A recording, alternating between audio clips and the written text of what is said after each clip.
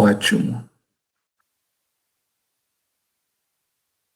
Vamos lá, turma. Boa tarde, né? Hoje a gente vai conversar sobre um tema extremamente importante, né, na medicina aí, que é a semiologia do abdômen agudo, né? O abdômen agudo ele é extremamente frequente, tá? Nas emergências, nas urgências, né? Por vezes a gente atende isso ambulatorialmente, mas o cenário principal é o cenário da urgência e emergência, né? O dor abdominal é um sintoma extremamente comum, né? E todos os senhores aí devem estar bem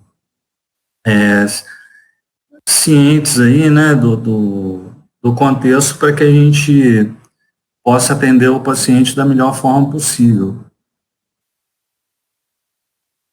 Então, o primeiro que a gente tem que ver aí é qual o conceito de abdômen agudo, né? Então, como o próprio nome fala, né, abdômen agudo é uma condição que o paciente ele se apresenta o cenário de abdômen agudo, como eu disse, habitualmente são serviços de urgência, né?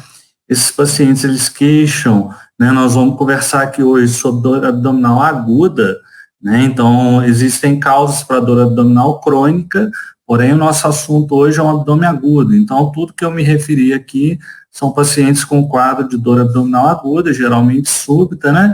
Que procuram serviço de emergência e que a grande importância do médico aí é a definição se esses pacientes são pacientes para tratamento clínico ou cirúrgico, né? Se há necessidade de solicitarmos a avaliação da cirurgia, né? E a decisão também, né? Eu vou conversar um pouco sobre isso, é se a gente pode simplesmente, nesses pacientes, considerar um tratamento sintomático ou tomar alguma intervenção, internar esses pacientes, né? E intervir nesses pacientes, seja de forma clínica ou seja de forma cirúrgica.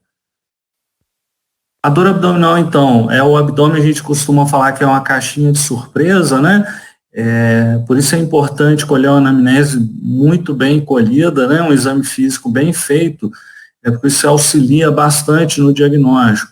Então, a dor abdominal, ela tem múltiplas etiologias, né? Algumas situações mais simples, onde a gente pode ser só sintomático, prescrever um remédio para dor, por exemplo, liberar o paciente, e outras etiologias bastante graves, né, como, por exemplo, o abdômen vascular, né, as isquemias mesentéricas, por exemplo. Então, o nosso papel, muitas vezes, no pronto-socorro é descartar causas graves, né, e para isso a gente precisa colher uma história bastante detalhada. Vou passar aí para os senhores alguns sinais e sintomas são extremamente importantes, né, de serem colhidos. É um exame físico muito bem feito, né? A gente, semana passada, conversou sobre exame físico e não tenho dúvida que em abdômen agudo, a palpação do abdômen nos dá grandes informações, tá? A respeito do diagnóstico, das hipóteses diagnósticas. Isso é o que eu conversei agora no início, né? Em alguns pacientes, a gente pode somente deixar esse paciente em observação, prescrever um sintomático, né? Um remédio para dor, ou para outros sintomas que acompanham esse paciente, por exemplo, um antiemético, né? Um remédio para vômito e liberar, versus aqueles pacientes que a gente vai precisar de investigação adicional, com a solicitação de exames, por exemplo, exames de imagem, e muitas vezes solicitar a avaliação do especialista, né, habitualmente um cirurgião geral, por exemplo. Esses são os mecanismos geradores de dor. Então, nós temos basicamente 3 tipos de dor, tá? A dor que a gente chama de visceral, de parietal e a dor referida.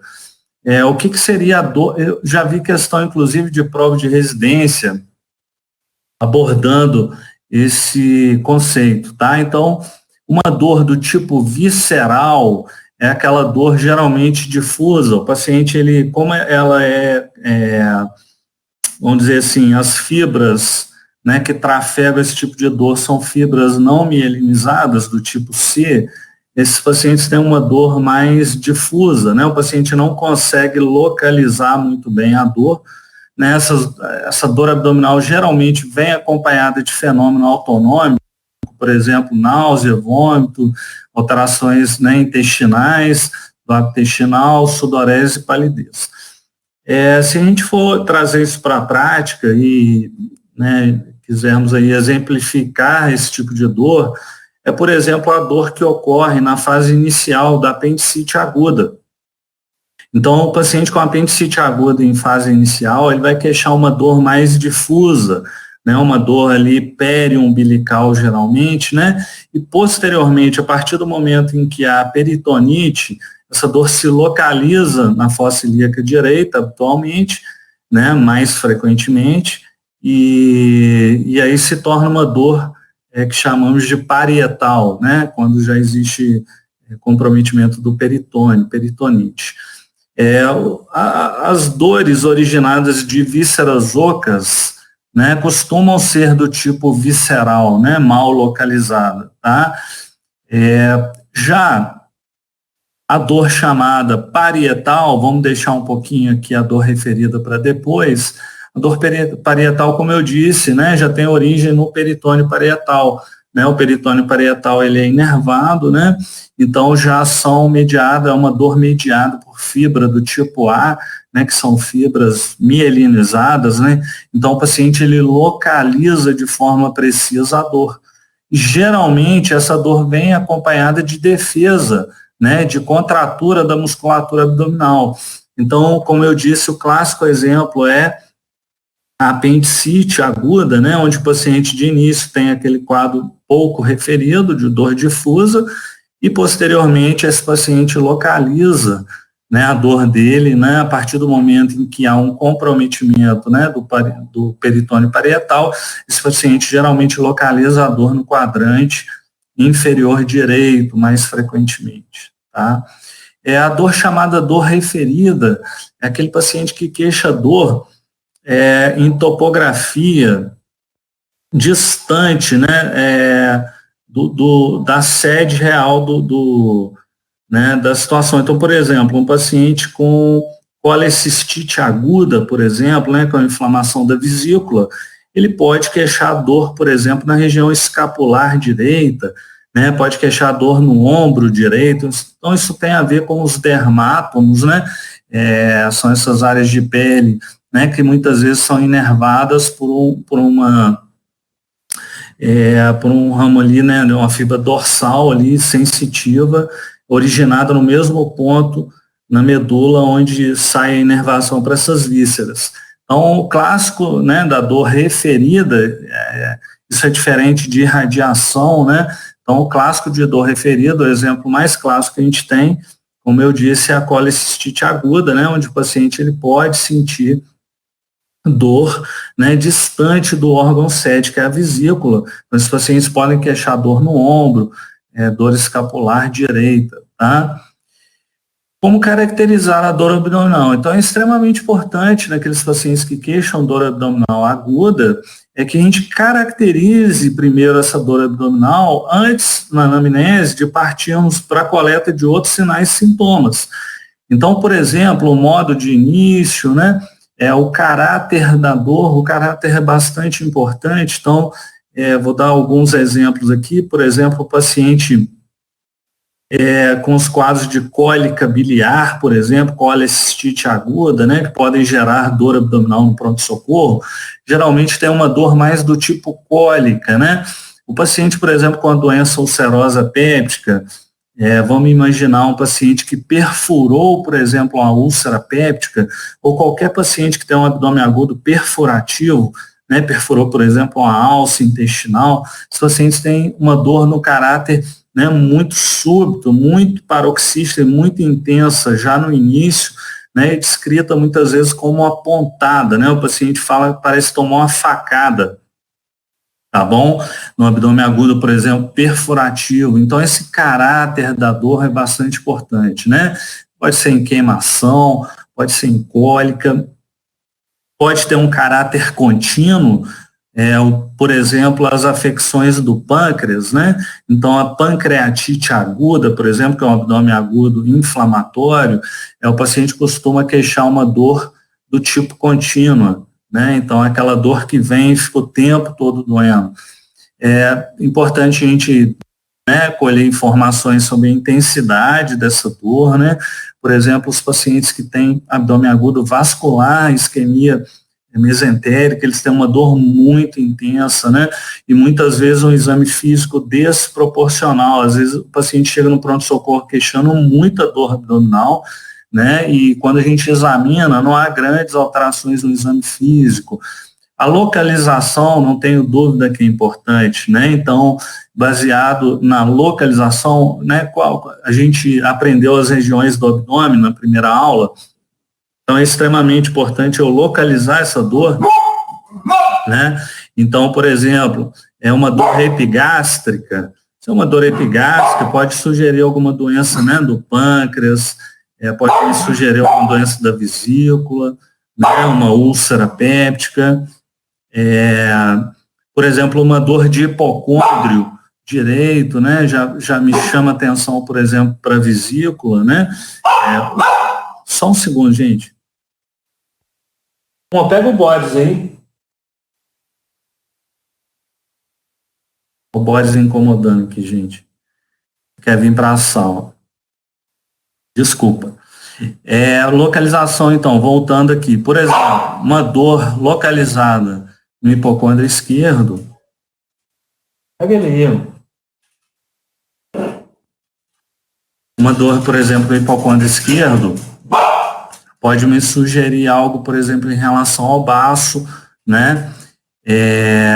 Uma dor, por exemplo, localizada no quadrante inferior esquerdo, na fossa ilíaca esquerda, pode me sugerir, por exemplo, um paciente, né, mais idoso, com diverticulite aguda, uma dor, por exemplo, localizada no quadrante inferior direito, na fossa ilíaca direita, deve chamar atenção para apendicite aguda, né? Então, a localização, vejo que é extremamente importante, tá? Padrão de radiação também tem sua importância, por exemplo, no caso da pancreatite aguda, né? O paciente com pancreatite aguda, habitualmente, ele tem uma dor epigástrica, com irradiação para os hipocôndrios, né? Podendo, inclusive, irradiar para o dorso, né, que é a dor que a gente chama de embarra. Nós vamos ter uma aula só sobre pancreatite aguda. É importante eu colher fatores de melhora e de piora, né, fatores, por exemplo, desencadeantes, né, as patologias da vesícula, por exemplo, a cólica biliar, né, habitualmente o paciente ele tem um histórico de que fez alguma ingestão, né, de alguma alimentação mais hiperlipídica, né, mais rica em gordura, fatores, por exemplo, de melhora, né? Uma dor que melhora, por exemplo, com IBP, com inibidor de bomba de prótons, pode sugerir alguma coisa relacionada à úlcera péptica, doença ulcerosa péptica, né? É uma dor, por exemplo, no quadrante superior direito, no hipocôndrio direito, que melhora, por exemplo, com antiespasmódico, com Buscopan, por exemplo, né? Com a escopolamina, pode sugerir alguma coisa realmente em torno da vesícula biliar. Sintomas concomitantes, é interessante eu perguntar, né? Então, junto com a dor, o que o paciente sente? Né? Então, ele pode ter associado, por exemplo, vômito, né? Nas patologias do pâncreas, da vesícula, nas obstruções intestinais altas. O paciente, concomitantemente, pode ter alteração, por exemplo, de sintomas urinários, né? Então, me sugerindo alguma coisa em relação ao trato urinário. O paciente pode ter parada, por exemplo, da eliminação de gases e fezes, né? O paciente com dor abdominal incólica parou de evacuar, isso pode me sugerir um abdômen agudo obstrutivo, né? Então, percebo que existe uma série de sintomas aí concomitantes que me ajudam bastante. Eu já vou chamar a atenção em relação à anamnese, quando os senhores atenderem abdômen agudo em mulher. Então, no abdômen agudo na mulher, a gente deve sempre lembrar de perguntar sobre atraso menstrual, tá? Porque entra no diagnóstico diferencial, por exemplo, o abdômen agudo hemorrágico, a gravidez, por exemplo, ectópica, né? A gravidez tubária rota. Então, perguntem sempre, mulher, sobre atraso menstrual, corrimento genital, né, também é importante perguntar em mulher, essas mulheres em idade fértil, né, na menacne, né, que a gente chama, por conta de, por exemplo, doença inflamatória pélvica, né? Então, a doença inflamatória pélvica pode gerar dor abdominal, né, e a mulher, por exemplo, ter algum sintoma ali de corrimento genital. Tá? Então, mulher, a gente sempre trabalha essa questão de sintoma aí, seja ginecológico, né, o atraso menstrual, por exemplo, corrimento genital. E lembrem também que dentro do abdômen a gente tem um sistema urinário. Então, muitas vezes é importante a gente perguntar se houve algum, né, sintoma urinário associado. Bom, em relação à anamnese, detalhem bem a anamnese, tomem cuidado com algumas situações aqui. Então, por exemplo, em relação ao sexo, eu acabei de comentar, né? Então, na mulher, lembrar do sistema genital, né? Em relação à idade, extremamente importante, né? Então, por exemplo, habitualmente a apendicite aguda é uma doença de adulto jovem, né? Pode acometer todas as faixas etárias, com certeza. Eu já tive a oportunidade no consultório de atender paciente com 60 anos com apendicite aguda, né? E foi direto para a cirurgia. Agora, por exemplo, idades mais avançadas, né? Então, a diverticulite aguda, por exemplo, né? É mais comum em pacientes a partir de 50 anos, né? O quadro, por exemplo, de abdômen agudo vascular, né? Um pouco mais comum em idoso, né? Geralmente com presença de comorbidades, né? Cardiopatia associada. Então, doenças e cirurgias prévias, né? Então, doenças prévias, por exemplo, né? Aquele paciente que é um cardiopata, você está no pronto-socorro, está atendendo um idoso cardiopata que tem uma fibrilação atrial, por exemplo, lembrem da possibilidade de abdômen agudo vascular, né? De isquemia mesentérica, presença de cirurgias prévias, né? Então, quando atenderem abdômen agudo obstrutivo, um paciente com obstrução intestinal, lembrar de, né, avaliar se esse paciente tem alguma cicatriz no abdômen, né, que sugira alguma intervenção abdominal prévia, porque esses pacientes estão predispostos a ter o que a gente chama de brida ou de aderência, como a gente vai ver um pouco mais à frente, quando eu comentar sobre o abdômen agudo obstrutivo, tá? Medicamentos, né? Então, às vezes o paciente tem um quadro lá de abdômen agudo perfurativo, né? E esse paciente tem para a gente um sinal, por exemplo, que ele usou recentemente ou usa, né? Anti-inflamatório não esteroidal, aspirina, quer dizer, são drogas que potencialmente podem levar a úlcera gástrica, né? Então, isso pode me atinar num paciente com dor abdominal aguda para a possibilidade de úlcera péptica perfurada, por exemplo, né? O local e características da dor, eu comentei já com vocês, né? Alterações intestinais, é importante eu avaliar isso já na HMA, né? Então, se esse paciente alterou o hábito intestinal, como eu disse, né? No abdômen agudo obstrutivo, por exemplo, isso é bastante evidente, né? O paciente queixa parada de eliminação de gases e fezes, né? Importante eu perguntar sobre febre, a febre está presente principalmente no abdômen agudo inflamatório, né? Vômito e, como disse, sintomas geniturinários, né? Já citei aí para vocês anteriormente o motivo que a gente deve perguntar esse tipo de coisa. Em relação ao exame físico, é importante a avaliação dos sinais vitais no pronto-socorro, né? Então, eu tenho que avaliar se eu estou lidando com um paciente estável ou instável, né? Porque se esse paciente estiver instável, por exemplo, hipotenso, taquicárdico, muitas vezes é um paciente que eu não vou liberar, né, para ambulatório, para casa. É um paciente que eu vou ter que investigar melhor a causa dessa dor abdominal, né? Por exemplo, um paciente com a gravidez, né, uma paciente com a gravidez ectópica rota, né, que pode, né, apresentar sinais de choque hipovolêmico. Sinais vitais, por exemplo, a presença de febre, né, também me faz com que eu tenha, muitas vezes, que investigar melhor esse paciente, né, com a solicitação de exames de laboratório, como a gente vai ver mais à frente, ou exames de imagem. façam o exame do abdômen bem feito, né? Então, a gente teve a oportunidade de conversar sobre isso aqui na primeira aula, e não tenho dúvida que a parte do exame mais reveladora em abdômen agudo é a palpação do abdômen, tá? A palpação desempenha aí um papel de extrema importância. Cuidado com alguns sinais de alarme em dor abdominal aguda. O que eu quero dizer sobre isso aqui?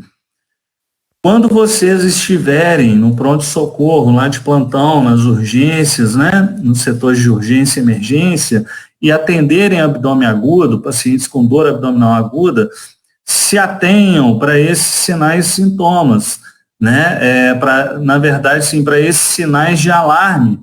Por quê? Se o paciente tem algum sinal de alarme, é um paciente que os senhores terão que investigá-lo. Né? Esse paciente não pode ser simplesmente ficado em observação, fazer um sintomático e liberá-lo para casa. Esse é um paciente que eu preciso investigar. Né? Eu preciso muitas vezes chamar um cirurgião para dar uma olhada.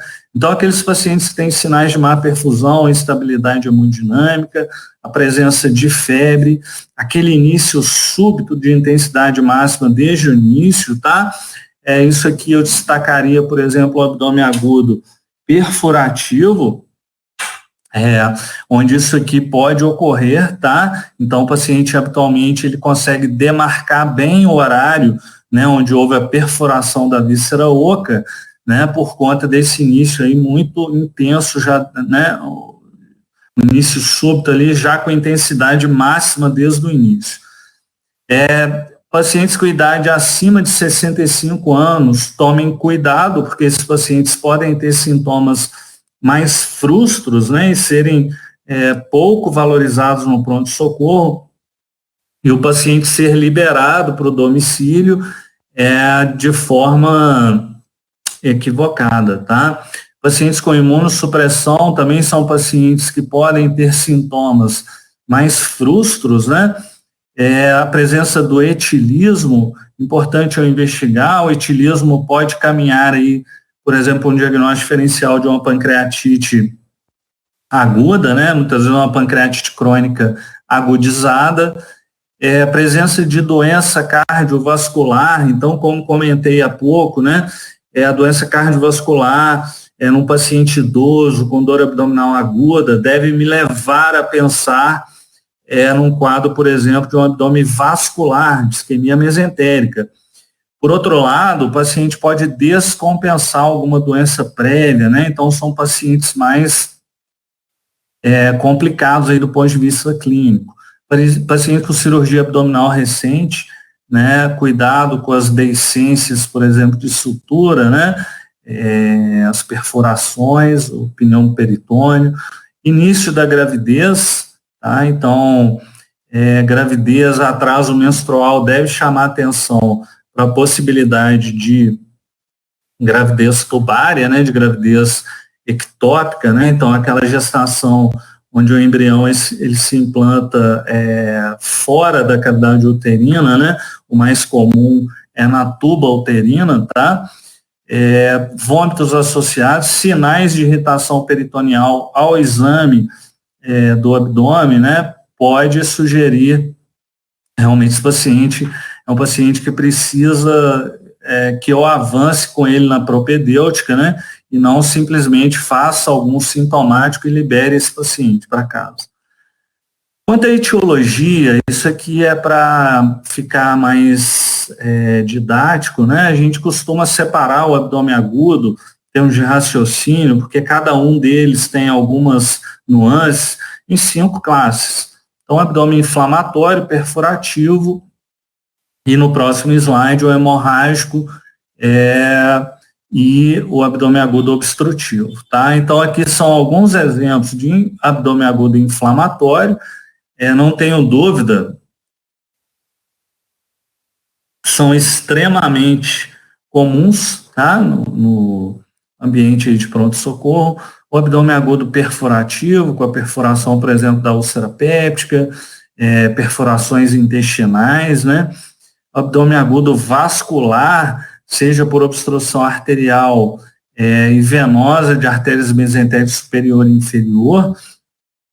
Eu tive a oportunidade recentemente de atender uma paciente com abdômen agudo vascular, tá? No caso era uma paciente jovem, uma paciente que já tinha passado pelo pronto-socorro, né? E durante a anamnese ali não perceberam a situação, mas era um abdômen agudo vascular, com etiologia, uma obstrução venosa.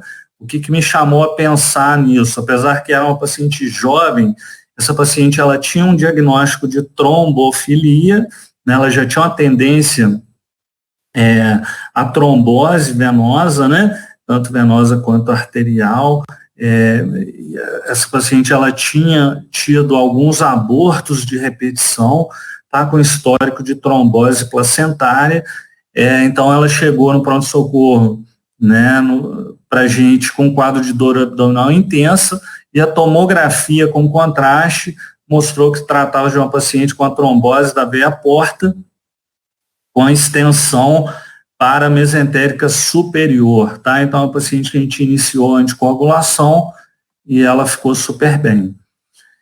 O abdômen hemorrágico, né, pode ser tanto pela gravidez tubária rota ou ectópica rota, quanto por trauma, né? Então, pode acontecer aí de vocês estarem de plantão no pronto-socorro, né, e chegar lá um paciente, por exemplo, vítima de um acidente automobilístico, né, motociclístico lá, com trauma abdominal, com ruptura esplênica ou hepática, né, esse paciente com um quadro de dor abdominal, abdômen agudo.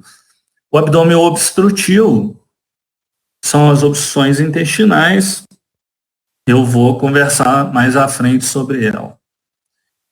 Existem causas extraabdominais de abdômen agudo, então tomem cuidado com isso. O que eu quero dizer com esse slide aqui? Nem sempre, aliás, na maioria das vezes que os senhores atenderem dor abdominal aguda, o problema, né, do paciente ali deve estar na barriga. Tá? A causa, né, o que está causando aquela dor abdominal aguda, deve ser algum órgão intraabdominal. Porém, vocês têm que trabalhar também com a hipótese de causas extraabdominais. Então, vamos citar alguns exemplos aqui que a gente vê na prática e fica mais fácil de entender. Por exemplo, cetoacidose diabética.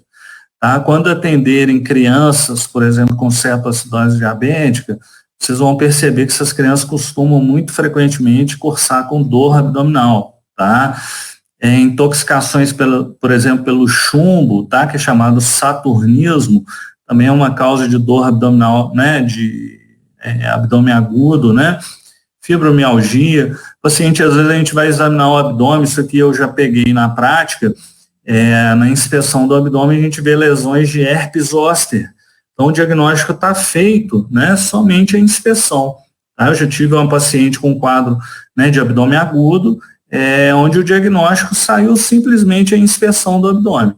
Então, a paciente tinha lesões ali, acometendo o trajeto de nervos, né? Então, lesões geralmente são vesículas, né? Bastante sugestivas de herpes, e a gente fechou o diagnóstico, tratou, a paciente ficou bem, né? Tratamento clínico. Anemia falciforme, né? Pode dar dor abdominal. Por exemplo, quando vocês estiverem no pronto-socorro, eu vou falar isso mais à frente também, a gente solicita de início, muitas vezes para esses pacientes, uma rotina radiológica, né, de abdômen agudo. O que significa isso? No pronto-socorro, nós costumamos pedir para esses pacientes com dor abdominal aguda a radiografia simples do abdômen, com o paciente em pé e deitado, tá? E uma radiografia de tórax. Por qual o motivo da gente pedir radiografia de tórax, então, em abdômen agudo? Para que a gente afaste algumas situações de causas extraabdominais de dor abdominal. Por exemplo, pneumonia. Então, pneumonias de base, tá? Pneumonia de base do pulmão pode levar a dor abdominal. Infarto agudo do miocárdio, por exemplo, eu comentei isso na aula de doença coronariana, um paciente com infarto agudo do miocárdio da parede inferior pode se apresentar no pronto-socorro com uma dor epigástrica, por exemplo, né? Pacientes com síndromes pleurais podem queixar dor abdominal, então a gente, nesses pacientes, acaba pedindo uma radiografia de tórax em PA, né, hipóstero anterior, incidência em PA, para que a gente possa afastar causas torácicas de dor abdominal. Vamos conversar um pouquinho, bem rápido, prestem bastante atenção em algumas nuances que eu vou falar aqui sobre alguns tipos de abdômen agudo, né, de dor abdominal aguda em pronto-socorro.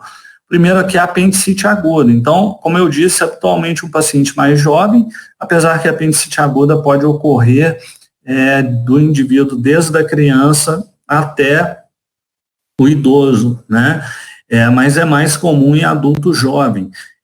Como é que funciona o quadro clínico? A história da apendicite aguda ela é muito típica, né? Então, é um paciente que de início queixa uma dor mal localizada, né, muito incaracterística, e essa dor posteriormente se localiza na fossa ilíaca direita. Esses pacientes podem ou não ter febre, tá?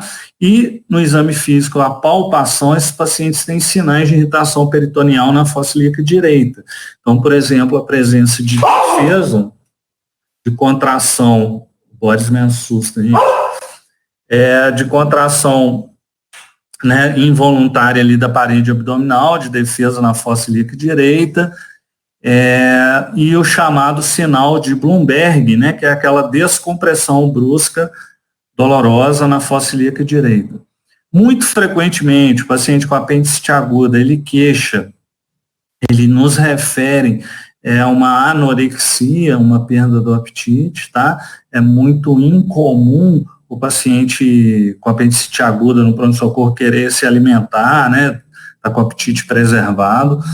Isso aqui é extremamente importante, tá? Na apendicite aguda a gente tem normalmente o primeiro sintoma que surge é a dor abdominal e depois o vômito, né? Não costuma ocorrer o inverso, o paciente na história contar que estava vomitando e posteriormente iniciou dor abdominal. E aqueles inúmeros sinais de exame físico que a gente comentou na primeira aula, né, podem estar presentes nos pacientes com apendicite aguda. Bom, qual que é o pulo do gato aí da apendicite aguda que vocês têm que tomar cuidado? O diagnóstico de apendicite aguda, ele é clínico. O que eu quero dizer com isso? O diagnóstico de apendicite aguda é exame físico e anamnese. Eu não preciso, na maioria das vezes, de exame de laboratório ou de imagem para dar um diagnóstico de apendicite aguda. Eu tenho condições de colher a história, examinar esse paciente e encaminhar esse paciente para o bloco cirúrgico, para a cirurgia, sem ter que necessariamente realizar exame de laboratório ou de imagem. Deixa eu só ler uma pergunta aqui.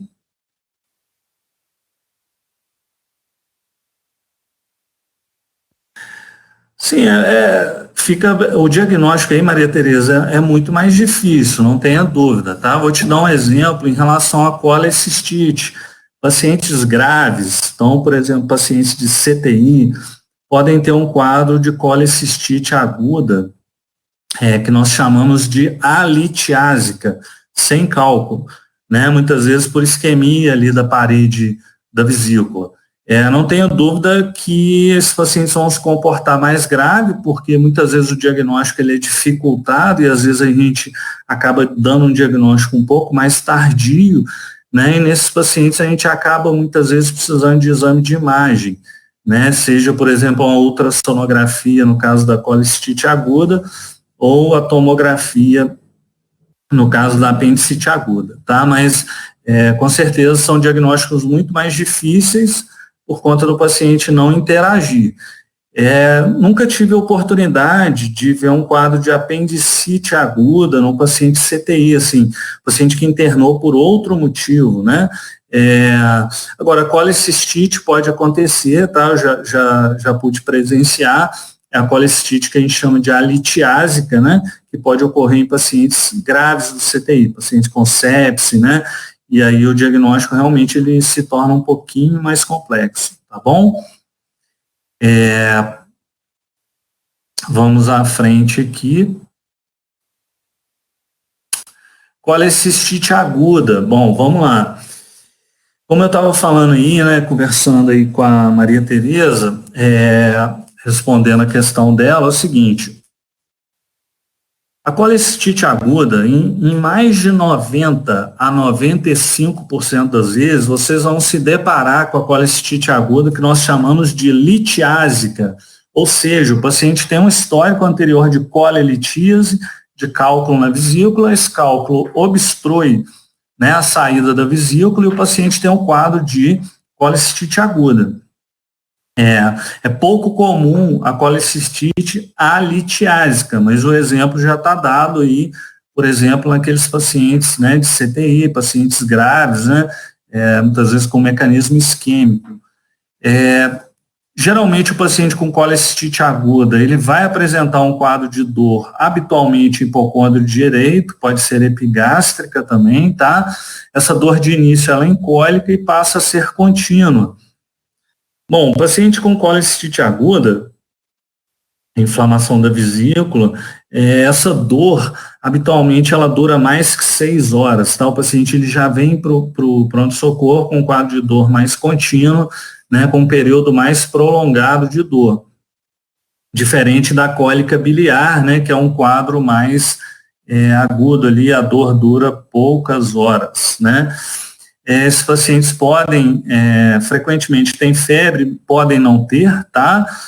Sinais de irritação peritoneal no hipocôndrio direito, então aumento da tensão da parede abdominal no hipocôndrio direito, e aquele sinal que eu expliquei na primeira aula do exame do abdômen, né, que é aquela descompressão, na verdade, aquela compressão dolorosa, né, no ponto cístico, que é a interseção ali da linha clavicular com o rebordo costal direito, é o chamado sinal de Murphy. Só voltando aqui, o melhor exame para a gente avaliar a colecistite aguda é o ultrassom, tá? Então, muitas vezes o laboratório ele é inespecífico, né? Como é um abdômen inflamatório, o paciente pode ter leucocitose, elevação de PCR, mas o exame de imagem de escolha acaba sendo o ultrassom de abdômen. A pancreatite aguda, nós vamos ter a oportunidade de conversar uma aula sobre isso. A maior causa de pancreatite aguda é a colelitíase, então esses pacientes já podem queixar, né, ter uma história pregressa de ter feito ultrassom de abdômen e ter colelitíase.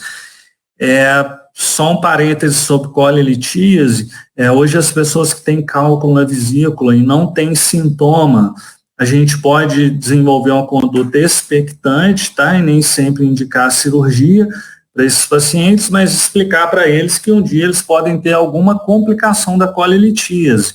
Por exemplo, a colecistite aguda, que eu falei há pouco, ou outra situação seria a pancreatite aguda.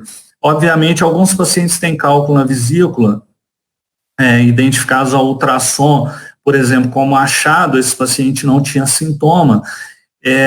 A gente muitas vezes intervém nesses pacientes em algumas situações. Por exemplo, se os cálculos são muito pequenos, que é o que a gente chama de microcálculo, se o paciente tem cálculo com mais de 3 centímetros, pelo risco de câncer de vesícula aumentado, a gente também indica cirurgia. Se o paciente tem cálculo e pólipo na vesícula, se o paciente tem uma alteração chamada vesícula em porcelana, esses pacientes a gente acaba indicando intervenção cirúrgica mesmo que não haja sintoma, tá?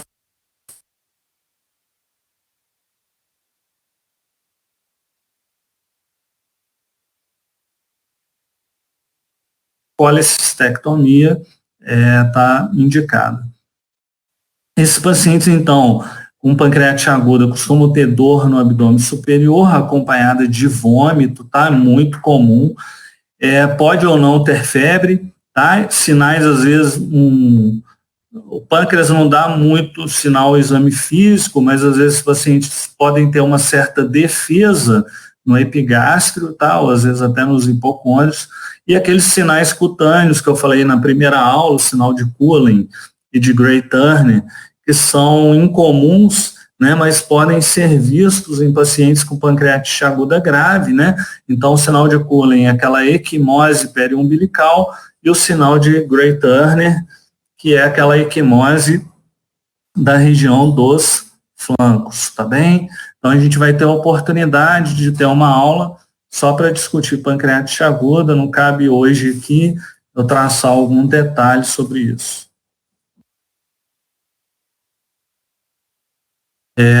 O abdômen agudo obstrutivo.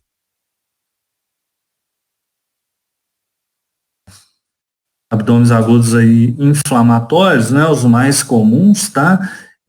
Vamos conversar. Estão me ouvindo? Tá falhando? Conseguiu ouvir? Eita, voltou? Voltou? Querem que eu volte um slide?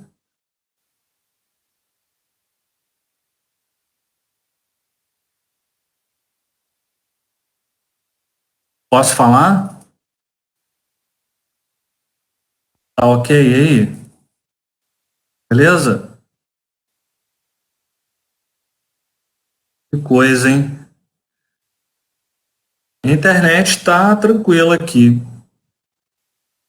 Bom, vou falar um pouquinho só do final aqui, então, da pancreatite aguda, porque a gente vai ter uma aula só sobre isso aqui, tá? Mas, como eu disse aqui, esses pacientes, então, a maior causa é colelitíase, então eles podem já ter um histórico prévio de colelitíase.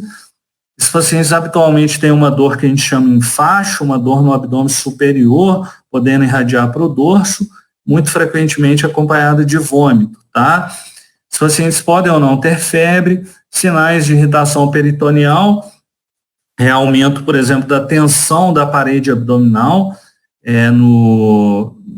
na região do epigastro, dos hipocôndrios, né, e aqueles sinais cutâneos da primeira aula que não são comuns, mas podem acontecer em pacientes graves, né, com pancreatite aguda, que são o sinal de Cullen, que é aquela equimose periumbilical, e o sinal de Gray-Turner, que é a equimose dos flancos. Fala, Gabriela, tá sem áudio aí? Não, Gabriela, o abdômen em tábua é quando a gente tem peritonite difusa, tá? Então, o exemplo de abdômen em tábua clássico é o abdômen agudo perfurativo, tá? Então, quando você atender uma úlcera péptica perfurada, quando houver o extravasamento de todo o conteúdo ali, né, de dentro do estômago ou do duodeno, por causa da perfuração da úlcera duodenal, e aquilo inflamar todo o peritônio, esse paciente vai ter um abdômen em tábua. Então, abdômen em tábua, eu quero que você lembre muito do abdômen do abdômen perfurativo, tá bem? Tá tudo bem com áudio? Posso continuar? Ótimo. Então, vamos falar um pouquinho sobre obstrução intestinal.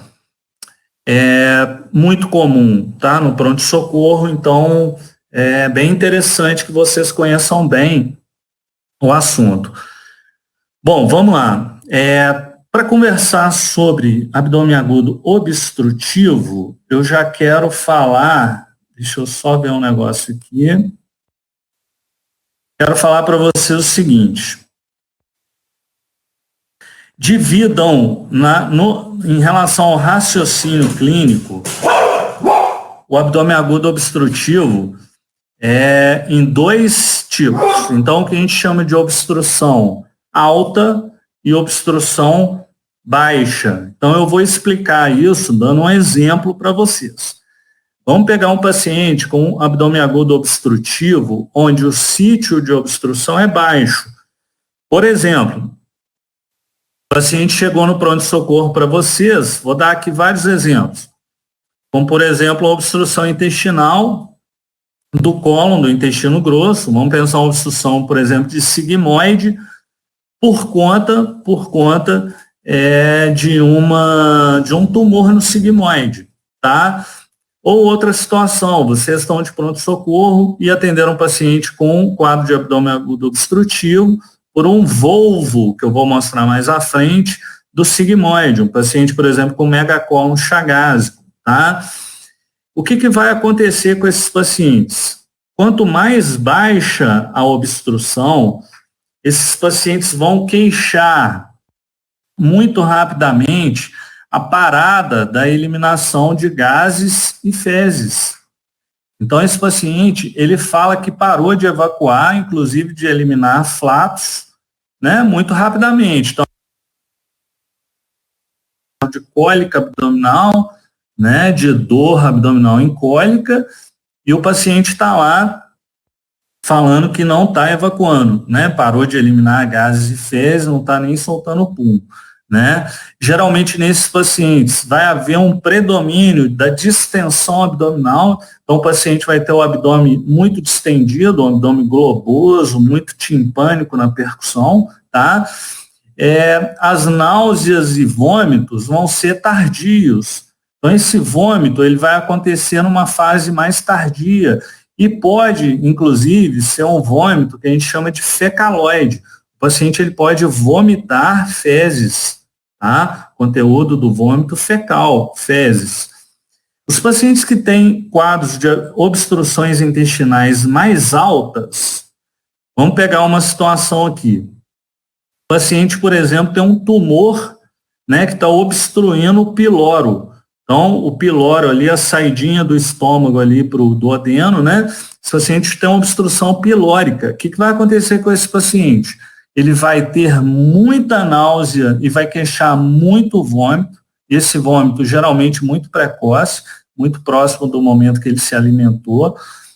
A parada da eliminação de gases e fezes vai ser mais tardia. Esse paciente vai demorar para queixar, para ter esse tipo de queixa. Por quê? Porque para baixo do piloro ainda tem muita coisa para sair. Então, enquanto estiver saindo ali, ainda tiver fezes lá para baixo, líquido, né, tiver a condição de formar fezes, esse paciente vai continuar evacuando. Então, a parada de eliminação de gases e fezes é mais tardia na obstrução alta. E esse paciente praticamente não vai ter distensão abdominal. Então, pega, por exemplo, um paciente com uma obstrução do delgado, tá? Então, um paciente com obstrução de delgado, mais proximal. O paciente tem uma obstrução ali do jejum, por exemplo, tem uma brida, uma aderência, né? Brida e aderência são causas comuns de obstrução de delgado, tá? Esse paciente vai ter o quê? Muito vômito. Vômito, dor abdominal, né, um quadro de abdômen agudo, mas a parada de eliminação de gases e fezes pode demorar um pouquinho para acontecer, tá? E quanto mais baixo é o sítio da obstrução, mais vocês terão no exame físico distensão abdominal e timpanismo à percussão, tá? Então, esses pacientes queixam dores abdominais incólicas e episódicas, né? Lembrando que o intestino aí é uma víscera oca, então, habitualmente, a dor é mais do tipo cólica. A gente pode visualizar o peristaltismo na inspeção do abdômen, né? O chamado peristaltismo de luta, tá? Os pacientes podem apresentar distensão abdominal ou não, como eu disse, quanto mais baixo o sítio, né, a origem da obstrução, mais distensão abdominal. Ruídos hidroaéreos aumentados, eu falei na primeira aula, né, o intestino tentando vencer aquela obstrução, e a radiografia simples do abdômen vai ajudar muito os senhores. Então, quando atenderem uma suspeita de abdômen agudo obstrutivo, solicitem aquela radiografia simples de abdômen que eu falei, com o paciente em pé e com o paciente deitado, tá? Porque nós vamos ver uma foto aqui mais à frente, mostrando que vai mostrar uma grande distensão de alça abdominal e vai mostrar o que a gente chama de nível líquido ou nível hidroaéreo, tá? Vocês vão entender quando eu mostrar a foto da radiografia, tudo bem? Tá tudo bem até agora? Ok. Causas de abdômen agudo obstrutivo. Então, quando atenderem um indivíduo que chegou no pronto-socorro com uma dor abdominal incólica, uma dor aguda, que parou de eliminar gases e fezes, que está com o abdômen distendido, que está vomitando, o que vocês, que está com aquele ruído hidroaéreo muito aumentado, o que vocês vão ter que pensar de hipótese diagnóstica? Vamos lá. Em relação ao intestino delgado, brida. Então, se o paciente tem um histórico, por exemplo, de uma cirurgia abdominal prévia, trabalhem com essa possibilidade de brida. Né? Brida é como se tivesse ali uma torção ali da alça, né? Como se a alça ela tivesse dobrado ali em algum ponto, acotovelado, né? E aquele acotovelamento ali é um ponto de obstrução, tá? Hérnias, cuidado com hérnia encarcerada. Então, observem aqui, ó, uma situação onde uma alça do intestino saiu aqui para fora, né, da parede abdominal e está aqui, ó, encarcerada, tá? Então, isso aqui é um ponto de obstrução. Hérnia femoral, por exemplo, é uma hérnia que pode complicar dessa forma, tá? Mas isso pode acontecer com hérnia incisional, com hérnia inguinal, é uma complicação da hérnia, tá? Então, hérnia, toda vez que um conteúdo ele sai para outro local do qual ele não pertence, tá? Então, aqui no caso, uma hérnia da parede abdominal.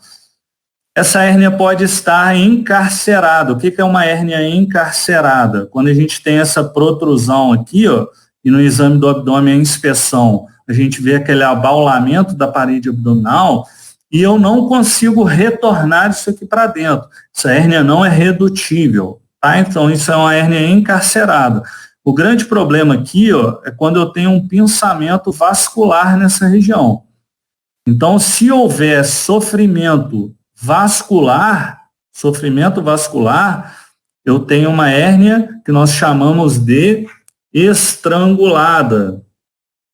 E quando eu tenho uma hérnia estrangulada, eu devo evitar de tentar reduzir essa hérnia, de pegar essa alça aqui que está com sofrimento vascular e tentar colocá-la para dentro da cavidade abdominal. É melhor levar esse paciente para a cirurgia, tá? Só ver perguntas aqui.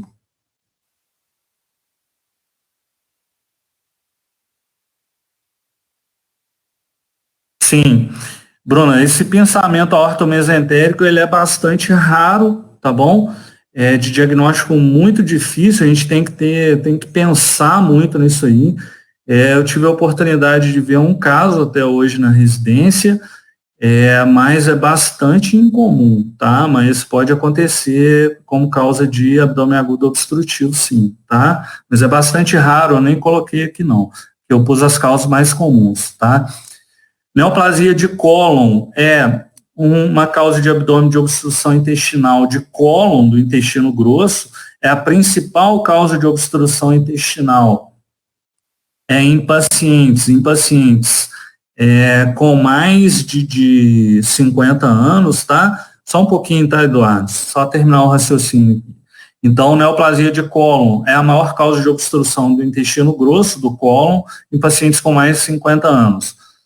Volvo de sigmoide, né? Então, o volvo está aqui, ó. Então, há uma torção da alça em torno do eixo dela, existe um pinçamento aqui, né? Vamos dizer, é um ponto aqui de estenose, de obstrução, então pode ser uma causa de obstrução do cólon, do intestino grosso.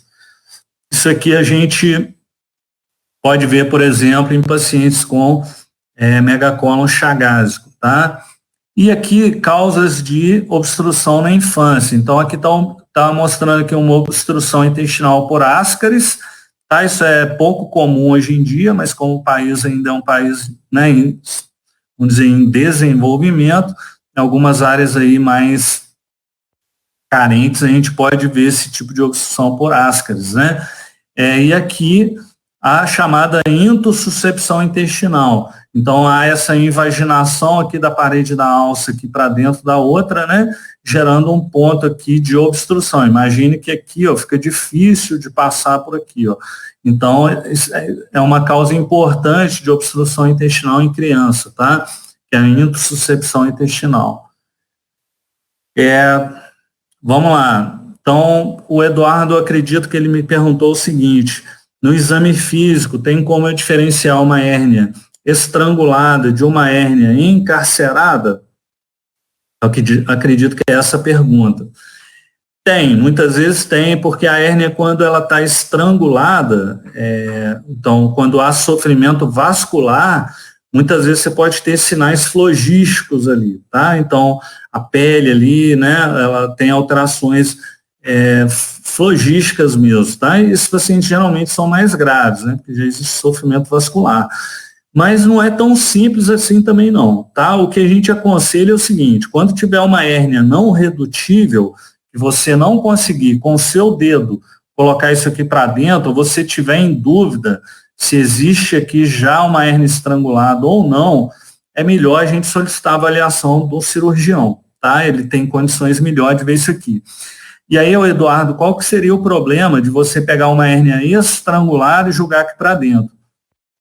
Se você trabalhar com a hipótese que o intestino delgado tem ali em torno de 7 metros para mais, depois para você achar onde tem isquemia, onde que está aquela alça ali que estava isquemiada, né, evoluindo para necrose, vai ficar super difícil durante a cirurgia, tá? Então, isso dificulta bastante o procedimento cirúrgico e você corre o risco de colocar uma alça isquemiada aqui para dentro e mandar esse paciente para casa, né, e esse paciente evolui mal, né, mas o problema aqui é a isquemia mesmo. O abdômen agudo perfurativo. Como eu disse, né, esses pacientes eles demarcam muito o momento da perfuração, então ele consegue te falar o momento que perfurou, né, porque a dor ela é muito intensa, ela é muito súbita, né, descrita muitas vezes como uma facada, né, e o que vai marcar esse paciente é o quê? O abdômen em tábua por conta da peritonite difusa, pelo extravasamento do conteúdo ali, seja do intestino, seja gástrico, né, levando a peritonite química, e posteriormente uma peritonite infecciosa. Imagina, por exemplo, o paciente que perfurou uma alça intestinal, né? Então aquilo contamina toda a cavidade peritoneal. Esses pacientes podem evoluir com sinais de sepse, né? Hipotensão, taquicardia, tá? E o que vai marcar muitas vezes os pacientes é a presença do pneumo peritônio.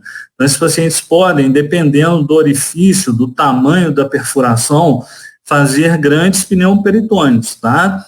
E aí distender o abdômen ficar timpânico, e o exame que a gente vê isso bem é a radiografia, né? Então, para avaliar pneumoperitônio, solicitem radiografia de tórax, aquela rotina de abdômen agudo, que vai ajudar bastante os senhores. Se for uma perfuração muito pequena, e houver um bloqueio ali local daquela perfuração, o paciente pode não ter sintoma tão exuberante, tá? Um pneumo peritônio muito volumoso, mas se for uma perfuração maior, a gente consegue ver isso. Esse é um abdômen agudo, importante de vocês conhecerem, porque é um abdômen agudo grave. É um abdômen agudo vascular, né? Esse é o tipo de abdômen que eu tenho que pensar nele, porque senão eu posso deixar esse paciente passar batido, né? Esse paciente é um paciente grave. Quando que vocês vão trabalhar com essa hipótese de abdômen agudo vascular? Naqueles pacientes que têm arritmia cardíaca, principalmente fibrilação atrial, que tenham doenças arteriais prévias de outros sítios, tá? Sinal de Jobert, Gabriela, como eu falei na primeira aula, na prática é muito pouco específico, sensível.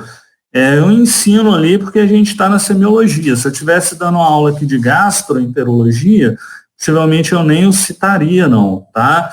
Não dê tanto valor para ele, não. Mas para eu ter uma quantidade de ar ali que ocupe o espaço entre a parede, né, do torácica ali, o fígado, o hipocôndrio direito, tem que ter uma quantidadezinha boa, assim, de ar, né? Então, voltando aqui para o abdômen agudo vascular, esses pacientes, então, fazem distensão abdominal, né? As alças, elas tendem a ficar paradinhas, né? Então, o ruído hidroaéreo, ele costuma estar ausente à ausculta. Esses pacientes se comportam grave, tá? Com direção ao choque. E deixei marcado para vocês aqui o seguinte: quando estiverem no pronto-socorro, atenderem dor abdominal aguda, no contexto de um paciente, por exemplo, idoso, cardiopata, se existe acidose metabólica, né, indicando sofrimento vascular, por exemplo, né, isquemia de alça, Isso chama muita atenção para o diagnóstico de abdômen agudo vascular. Então, onde que exame que a gente vê essa acidose metabólica? Solicitando uma gasometria arterial do paciente, tá bom? Vamos conversar então aqui uma foto, observe como é grave, né? Isso aqui é o delgado do paciente. Então, observe aqui uma grande isquemia do delgado, né? Essas alças já enegrecidas, né? Cianóticas. Isso aqui é tudo inviável, esse paciente vai ter que sofrer uma enterectomia bastante extensa. O abdômen agudo hemorrágico, nosso último aí, como eu disse, pode ocorrer em traumas, né, lesões do fígado, do baço, cuidado com atraso menstrual para que chame atenção para a gravidez tubária rota. O paciente, como é um abdômen hemorrágico, ele pode ter sinais de choque hipovolêmico, então hipotensão, taquicardia, as mucosas descoradas, né? Alterações do hemograma, então o paciente com dor abdominal aguda, num contexto adequado, com queda da hemoglobina. Eu tive a oportunidade há uns 2 anos de dar um diagnóstico de gravidez tubária rota, né? Me chamaram para avaliar uma paciente com dor abdominal, a suspeita era uma apendicite, porém essa paciente tinha um atraso menstrual muito importante, tal beta-HCG veio positivo, ela tinha uma anemia, a paciente estava taquicárdica, então isso chamou atenção para que eu raciocinasse em termos do abdômen agudo hemorrágico. Nós fizemos um ultrassom transvaginal nessa paciente, e o ultrassom transvaginal mostrou tratar-se de uma gravidez tubária rota, tá? Em relação a exames, para a gente poder fechar essa aula, nós podemos lançar mão naqueles pacientes que nós iremos investigar, né? Então, aquele paciente que eu optei por não fazer somente um sintomático e liberá-lo pela realização de exames de laboratório, pelos exames de imagem e até em outras situações, né, outros exames aqui. Qual que é a mensagem que eu deixo aí? Peçam os exames, assim, bem pedidos. Cuidado para não pedir exame demais e confundir a cabeça de vocês. Ou ficar pedindo exame desnecessário, tá? Eu vou conversar, então, alguma coisa sobre exame de laboratório, os métodos de imagem, e os outros aqui são mais raros da gente solicitar. Só vou dar um destaque aqui, às vezes, para vídeo, laparoscopia, para laparotomia exploradora, em relação, por exemplo, a apendicite aguda. Muitas vezes, quando a gente tem um quadro de dor abdominal aguda, onde o exame físico ele é duvidoso, os exames de imagem se tornam duvidosos também, por exemplo, ultrassom, a tomografia, eu não consigo definir o diagnóstico, nós podemos cair no extremo de ter que fazer uma videolaparoscopia nesse paciente. Ou, menos comumente, uma laparotomia exploradora. Então, às vezes, o diagnóstico ele só consegue ser dado quando eu realmente olho lá dentro da cavidade abdominal. Mas isso aqui é mais raro, geralmente com exame de laboratório, e a junção desses exames de laboratório com exames de imagem, a gente consegue, na maioria das vezes, fechar o diagnóstico dos pacientes. Em relação ao hemograma, vamos lá, exame de laboratório. Anemia, pode te ajudar, né? Por exemplo, no contexto de um abdômen agudo hemorrágico.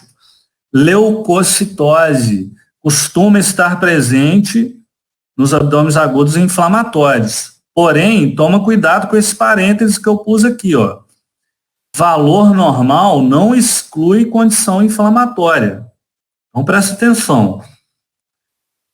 Isso ocorre, o exemplo clássico é a apendicite aguda. Eu já cansei de dar diagnóstico clínico de apendicite aguda, então me chamaram para avaliar o paciente, a história era extremamente compatível, o exame físico também era muito característico, a gente optou por levar o paciente para o bloco para operar, e aí alguém depois veio lá, pô, Marcelo, a gente pediu aqui um hemograma, mas está normal, quer dizer, mostrando que o hemograma normal não exclui a condição, quer dizer, o caso era uma apendicite aguda e o hemograma estava normal, então leucocitose não está presente em 100% dos pacientes, então tomem cuidado para não cair nessa cilada aqui. Outra cilada, às vezes, é a leucocitúria, ou seja, você pede um exame de urina rotina, né, uma urina do tipo 1, e às vezes o paciente tem piúria, né, ele tem leucocitúria, porém é uma leucocitúria estéril, quer dizer, aquilo não está relacionado à infecção do trato urinário. Então, cuidado, que às vezes o diagnóstico do paciente é uma apendicite aguda. O apêndice, ele está próximo ali do ureter.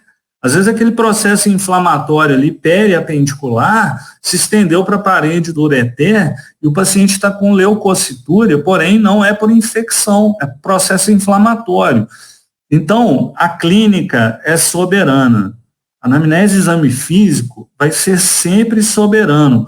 Não tratem exame, cuidado com isso. Isso é um erro muito comum na medicina, né? O médico, ele querer tratar a leucocitose, ele quer tratar o exame de urina. Não, a gente deve tratar o paciente. A clínica é sempre soberana.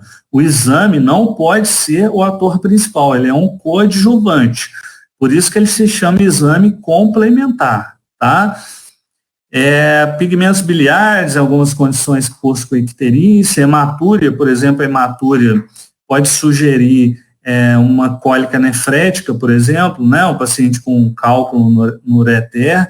A melasemia e lipasemia, vocês vão solicitar quando a suspeita clínica for de pancreatite aguda, esses pacientes costumam ter amilase e lipase alteradas, né, geralmente acima de 3 vezes o limite superior da normalidade. Outros exames, por exemplo, eu destaco aqui o beta-HCG em mulher com atraso menstrual, né, para descartar ali uma hipótese ou sugerir uma hipótese de abdômen agudo hemorrágico, creatinina e ureia, os íons, o eletroenzima cardíaca somente se vocês tiverem um contexto ali de uma possibilidade de síndrome coronariana aguda, né? Então, como eu disse, infarto, por exemplo, da parede inferior pode dar dor abdominal, tá? Lactato e LDH. Opa, isso aqui eu peço quando eu pensar em isquemia mesentérica. Quando eu trabalhar com a hipótese de isquemia mesentérica, onde eu tenho muita destruição celular, você pode ter LDH alta, né? Você pode ter um quadro de acidose metabólica, né? E o lactato, por exemplo, vir alto, tá? Então, lactato alto, LDH alta, acidose metabólica, pode sugerir aí um quadro de isquemia intestinal. Radiografia simples do abdômen. Durante a aula, conversei sobre ela, citei-a em várias situações. Então, qual é a rotina de abdômen agudo? É numa dor abdominal aguda no pronto-socorro, eu pedir um tórax em PA, para quê? Para eu avaliar causas torácicas de dor abdominal, pneumonia, uma síndrome pleural, para eu avaliar, por exemplo, pneumo peritônio. E o abdômen em pé e deitado, com os exemplos, vai ficar mais fácil nos próximos slides de entender. Então, numa radiografia simples de abdômen, eu posso ver pneumo peritônio, e é ótimo para ver. Eu posso avaliar uma alça sentinela, uma distensão de alça localizada. Eu posso avaliar um abdômen agudo obstrutivo, né, onde eu vou ter distensão de alça, edema de alça em nível líquido. E para cálculo renal ureteral, já que a maioria dos cálculos renais eles são radioopacos, porque muitas vezes eles têm cálcio na sua composição, eles podem ser visíveis na radiografia simples do abdômen, tá? Então, isso aqui é uma radiografia de tórax. Observem essa lâmina de ar aqui à direita, que é a presença de um pneumoperitônio, tá? Aqui o que está branco aqui é o diafragma e aqui eu tenho um pneumoperitônio. Então, me sugerindo a presença de um paciente com abdômen agudo perfurativo. Aqui eu tenho uma grande distensão de alças do delgado, tá? Mostrando a possibilidade aí de uma obstrução intestinal, né? Então, aqui uma obstrução do intestino delgado, né? Então, um paciente com a radiografia de abdômen me mostrando aí uma grande extensão de delgado. Isso aqui que está aparecendo é uma sondinha nasoentérica, ó. Dá para ver porque a ponta dela aqui é radiopaca. Aqui, o ultrassom de abdômen é outro método de imagem que vocês podem solicitar em dor abdominal aguda. E quando vocês lá no pronto-socorro devem pedir ultrassom de abdômen para dor abdominal aguda? Quando que o ultrassom de abdômen vai ajudar vocês? No abdômen agudo inflamatório, por exemplo, colecistite aguda. O ultrassom é ótimo, porque o ultrassom vai mostrar cálculo, ele vai mostrar um espessamento da parede da vesícula, tá? Apendicite aguda em criança, quando vocês tiverem dúvida diagnóstica, vocês podem lançar a mão, ou no paciente mais jovem, magro, podem lançar a mão de ultrassom de abdômen para o diagnóstico. Gravidez é isso, gente. Stephanie, eu fiquei com medo de você agora. Um monte de 6. Gravidez ectópica, né? Então, como eu disse, eu até citei um exemplo. A gravidez ectópica, a gente pode lançar a mão do ultrassom transvaginal. Bora, vem cá. Hein? Doença inflamatória pélvica. Deu medo, não deu, gente? Eu assisti uns filmes de terror recente, eu fico morrendo de medo desse número aí esquisito. Pois é, Isadora, exatamente. Deus me livre, né? Vamos continuar aqui. Então, doença inflamatória pélvica e gravidez ectópica, vocês podem lançar a mão do ultrassom transvaginal, tá? E quando tiverem alguma suspeita do trato urinário, por exemplo, obstrução, né, uma ureterolitíase, um cálculo impactado no ureter, vocês podem lançar a mão de ultrassom, porque o ultrassom vai mostrar hidronefrose, vai mostrar a dilatação do sistema urinário acima da obstrução, né? A montante ali da obstrução. Então, esse aqui é um ultrassom, tá? Que é o conteúdo de dentro da vesícula, que é um conteúdo anecoico, que vocês estão vendo de preto aqui. Essa imagem hiperecogênica aqui, que é uma imagem branca, né? Ó, tem outra aqui, com essa sombra aqui, é um cálculo, tá? E aqui mostrando um espessamento da parede da vesícula num paciente com colecistite aguda. Aqui um ultrassom sendo usado para um paciente com apendicite aguda, tá? Então, ultrassom em apendicite aguda, que situações vocês podem solicitar? Criança, tá bom? Pessoa às vezes magra ali, né? Dá para, às vezes, a gente lançar a mão do ultrassom. E quando tiver suspeito de apendicite aguda em grávida, a gente costuma também usar ultrassom. Aqui é uma gravidez, um ultrassom numa gravidez tubária, um paciente com uma massa anexial, né? Então lembrem do ultrassom transvaginal, por exemplo, para gravidez tubária rota, para doença inflamatória pélvica. Tomografia. Bom, a tomografia é um exame que a gente utiliza bastante em dor abdominal aguda, né? Em que situações? Principalmente para o diagnóstico de pancreatite aguda. Nem sempre a gente precisa da tomografia para o diagnóstico de pancreatite aguda, tá bom? A gente só lança a mão da tomografia na pancreatite aguda quando a gente tem dúvida diagnóstica, mas a tomografia é muito boa para ver o pâncreas. Na pancreatite aguda, se o paciente ele tem dor no abdômen superior, acompanhada de vômito, acompanhada de hiperamilasemia ou hiperlipazemia, acima de 3 vezes o limite superior da normalidade, o diagnóstico está dado e a gente não precisa de tomografia, tá? No abdômen agudo vascular, vocês podem pedir a tomografia com contraste, e aí a tomografia vai mostrar as alças ali, por exemplo, do delgado, que não estão captando contraste na sua parede, né, mostrando que existe uma obstrução vascular. Quando quiserem estudar coleções líquidas intraabdominais, por exemplo, quando quiserem estudar um trauma, né, um trauma esplênico, um trauma hepático, né, ou quando forem investigar um abscesso, por exemplo, o paciente tem um abscesso esplênico, uma coleção de pus no baço, está levando a dor abdominal, um paciente que tem um abscesso no fígado, está levando a dor abdominal no hipocôndrio direito, lancem mão da tomografia, que ela é ótima para avaliar essas coleções. Podemos usar a tomografia em apendicite aguda em adulto, quando a gente tem dúvida diagnóstica. Para diverticulite, a tomografia é o padrão ouro, tá? Quando suspeitarem de diverticulite aguda, solicitem tomografia. A tomografia é ótima para avaliar cálculo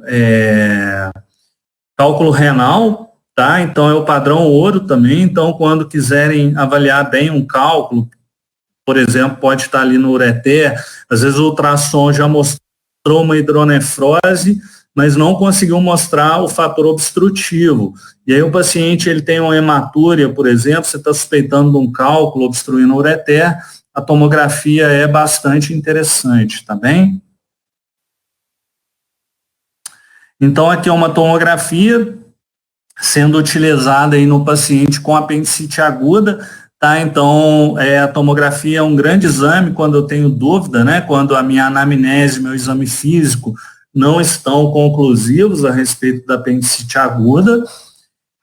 A tomografia também é o padrão ouro para o diagnóstico de diverticulite aguda, tá? Então, diverticulite aguda a gente vê mais em pacientes a partir de 50 anos, né?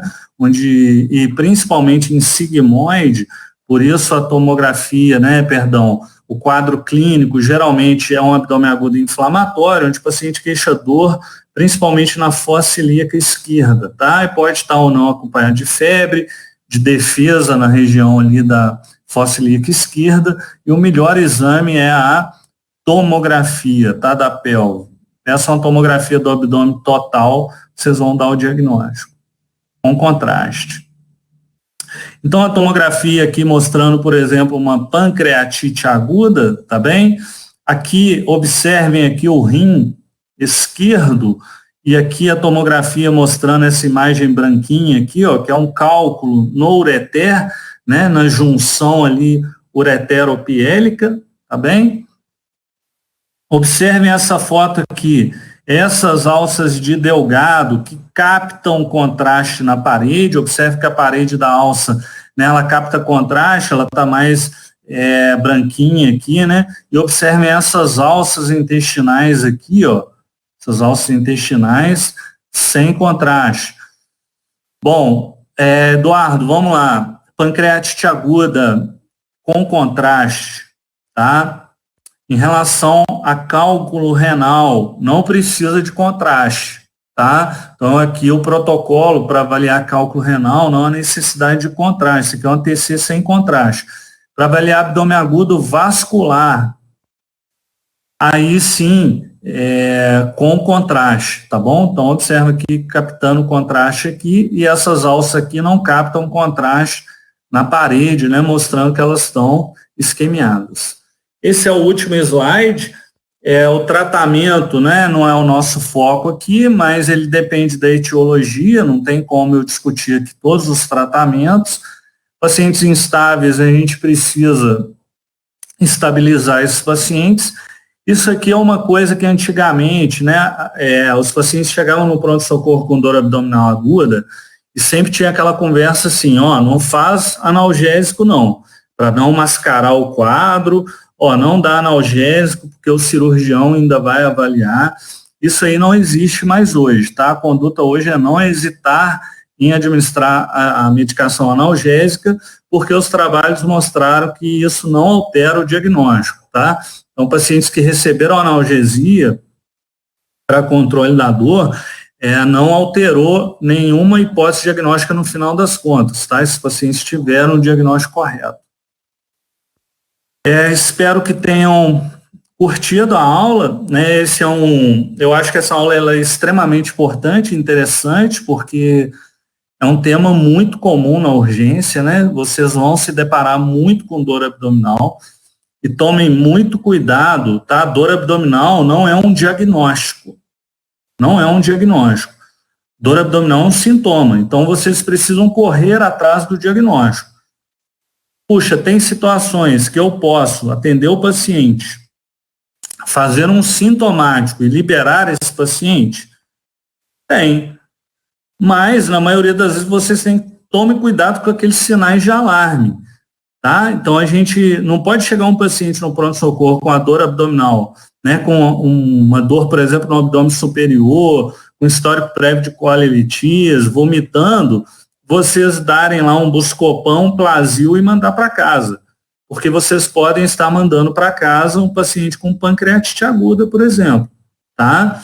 Eu não posso mandar para casa um indivíduo com isquemia vascular, né, com isquemia mesentérica. Então, a gente tem que ter cuidado para que a gente não cometa nenhum equívoco aí, tá bom? Pessoal, para finalizar, eu trouxe aqui para vocês, né, eu sei que a gente está passando uma situação bastante complexa, né, bastante difícil, que causa muito sofrimento, né, muita ansiedade nas pessoas, né? Então, eu trago esse slide aqui. Eu acho que é uma característica que a gente vai ter que ter agora, né, que é a chamada resiliência, né? Então, a resiliência, ela é um conceito que vem da física, né, que é a capacidade de um material de sofrer pressão e retornar ao seu estado original sem deformidade após cessar o estímulo. É um conceito físico, mas que a gente pode trazer para a nossa vida. Então, para a nossa vida aí, né, de vocês, nessa situação toda, coronavírus aí, é o quê? Aquela capacidade de resistir à adversidade sem desenvolver doença física, mental ou social. Então, mantenham a calma, né, mantenham o foco, logo, logo a gente vai poder voltar, né, vamos ser resilientes, vamos aprender com isso aí também, né, e aqui no próximo slide, eu trago aqui para vocês, né, qual será a sua narrativa, né, o que vocês vão escrever na história aí, né, porque pode ter certeza que essa pandemia vai entrar para os livros de história. E como é que a gente vai vencer isso aí? Eu, Marcelo, vocês aí em casa, né, como vocês vão narrar isso aí? Então, aproveitem para descobrir talentos, né? Eu sei que a gente tem talentos aí na música, seja na comida, né? Tem gente aprendendo a cozinhar. Eu estou aprendendo aqui a cozinhar, ajudar minha esposa aqui no que precisa dentro de casa e descobri que eu tenho alguns talentos que eu nem sabia. Aproveitem para aprender coisas novas, né? Por que não? Aprender esse tempo que a gente está em casa, em distanciamento social, né? Para refletir sobre a vida, né? Reconhecer uma rede de suporte, muitas vezes a gente ser o suporte para outras pessoas que precisam, né? Aproveitar para desenvolver aí um crescimento pessoal, né? E com certeza vamos tentar ser mais resiliente, que a gente vai passar logo, logo por isso aí, vocês vão estar de volta e a gente vai poder voltar a ter contato pessoal, né? E dar aula aí com a presença física, né? Que é muito mais gostoso do que de longe, mas com segurança, tá bom? Então, espero ter deixado uma mensagem que é de coração aí para vocês, tá? Fiquem bem, até semana que vem, até segunda-feira, é a nota de vocês dos casos clínicos. Foi ótima, tá? Vocês foram super bem, me agradaram muito, não teve nenhuma nota baixa, tenho certeza que vocês estudaram para poder fazer isso, resolver esses casos. E é isso aí, vamos manter o foco, vamos ter resiliência, que a gente vai se dar bem, tá bom? Até segunda-feira, obrigado aí. Valeu, boa tarde.